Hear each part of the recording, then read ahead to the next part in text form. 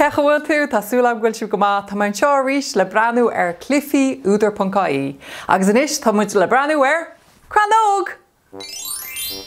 Is cluiche beir nua forbethe Crannóg, a tá airnach de chuile duna beo. Tá board imeartha an de bheirt, triúr nó cheathrar imreoir. Sé sprioc na cluiche na trí phíosa imeartha a chuirt slán go dtí Crannóg i lár locha. Agus bailiú trí clochán beag de bhealach chun an turas a chríochniú. Tá ocht díalte an a úsáidir chun focail a crothú agus bochttar phíosa imreoir timpeall an bheirt de réir fad na focail.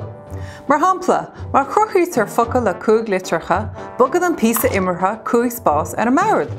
Is féidir Crannóg a imirt le cúna focailatha freistin. Á sprí de hailí, scoilna, circail sóisialta agus bhealaimeoirí.